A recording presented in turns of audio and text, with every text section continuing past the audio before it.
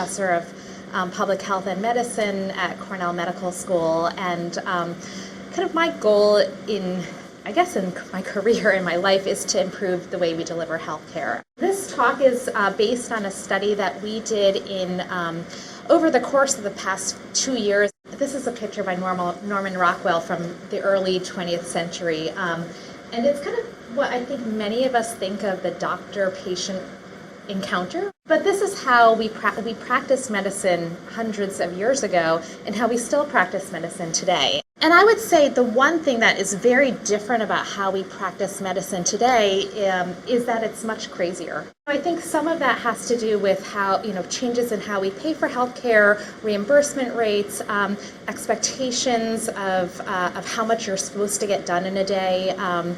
And this is how outpatient medicine is practiced. So my group and I have been very lucky to have a chance to kind of have time to say, let's step away from all the bumping of healthcare delivery and think about how we can actually deliver things better. And if we're all spending our time, if patients and doctors too are spending their time on computers all the time, there has to be a way to maybe tap into that, the fact that we are all connected all the time.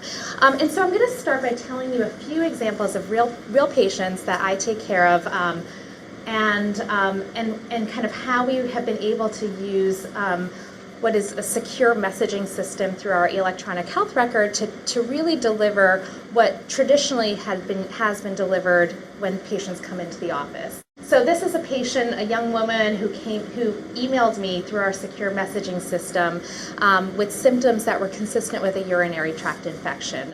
I emailed her back and said, do you have any of these warning signs? She said no, and then I electronically prescribed an antibiotic for her. It took from noon to 4, this whole encounter was finished, but between the two of us, it took us probably about 5 to 10 minutes to figure everything out and get everything kind of prescribed and solved. This is a case of someone who has a chronic medical condition, and chronic medical conditions are costing our country millions and millions of dollars. So this is a patient, she's in her 60s, she's very well educated.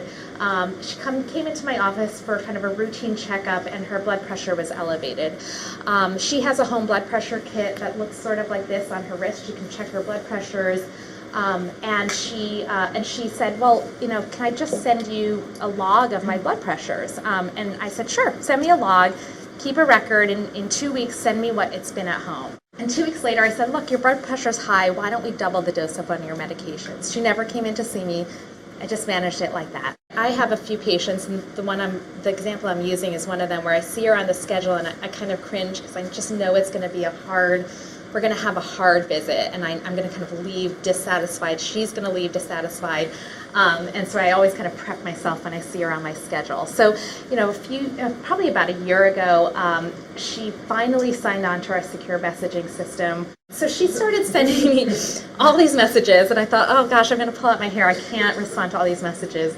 But I slowly answer them, and every day I would answer another question that she had, and we would kind of talk, have these email conversations, and then they started to slow down. So she had a barrage of emails, then slowing down. But what was great is a month later she came in for her regular checkup, and a lot of the little things that were really bothering her that and that just took up time in the office but didn't really need to take up time were solved prior to her coming in. This is from a report by the Institute of Medicine in 2001 called Crossing the Quality Chasm. What they recommended is that patients should receive care whenever they need it, in many forms, not just in face-to-face visits, and the healthcare system has to be responsive to them 24 hours a day. That means providing care through the internet, through telephone, and through other means. But basically, less than 10% of outpatient physicians do electronic consultations with their patients. And so this is almost 10 years after the Institute of Medicine has recommended that we start looking at new ways to deliver care, but most physicians in the U.S. are not delivering care that way. But the good news is that there have been reports in the medical literature that there are medical groups that are actually trying to change how we deliver care and use email and electronic communication more. We did what's called a qualitative study, and so what we wanted to do is actually look at 3 research questions.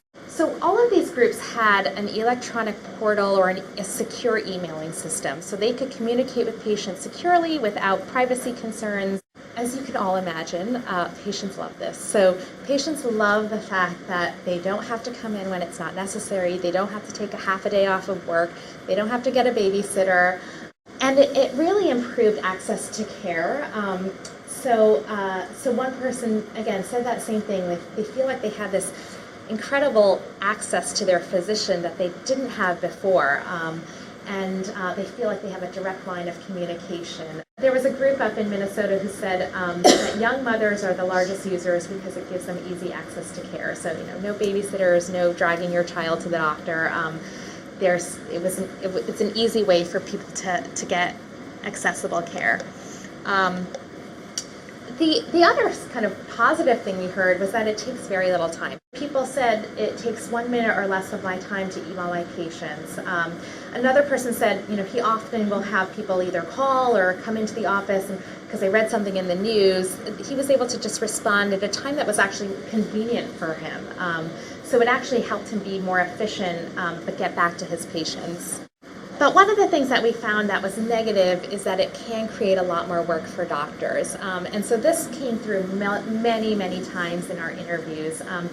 One leader at an organization said email takes little time, but they add up. And one day I've been in touch with 60 of my patients, 10 in person and 50 through email. Another person said, and this probably goes for every single industry, it feels like you're never, you guys are writers, it feels like you're never done, right? There's this feeling of you always have more emails to check. You can't leave the office at the end of the day because at the end of the day you have to check your emails, and maybe that evening you have to check your emails. So it can take a psychological toll of never feeling like you're done. And then someone who's there were a number of kind of real frontline doctors who are seeing patients every day who said it's allowed us to work all the time. That's how it feels, is that we're working all the time. And then one of the barriers I think that came out was that it isn't necessarily for every patient. I'm used to using my internet, using my email, but for older patients who get a lot of care, who are really the users of our healthcare system, it might actually not be that easy for them to use email and electronic communication. So for older patients, it's a whole different world. Some patients just are used to that model. They don't want to they want to come in and they want to have that physical doctor-patient relationship that of actually being seen by their doctor. And one person said that what they had to do was actually, they had kind of a little computer lab in their office where they taught older patients how to use the system. They had staff that was there to really help them get used to the system so they could use it.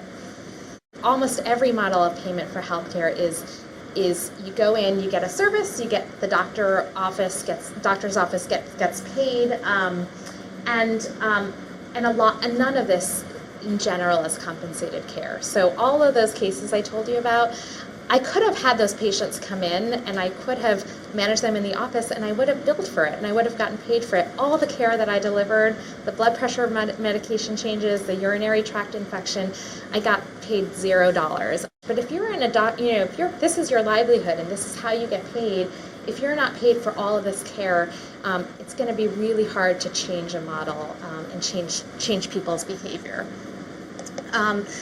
The good news is that there's a lot of technology that I think is really interesting and really exciting.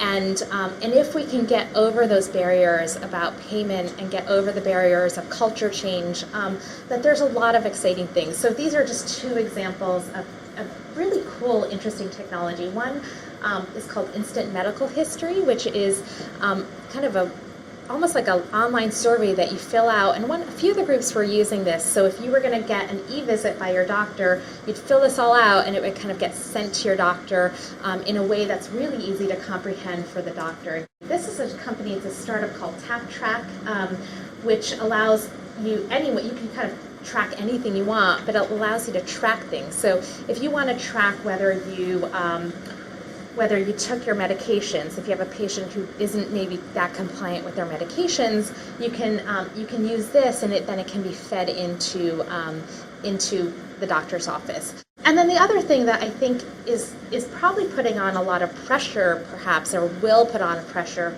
for doctors and doctors' offices, are a whole slew of online doctoring companies. So these are just 3 examples. So these are all companies where you can go online and you can pay a fee, put your credit card in, and you put your symptoms in, and there's a doctor somewhere on the other end that manages something. So that's where I'll end the presentation.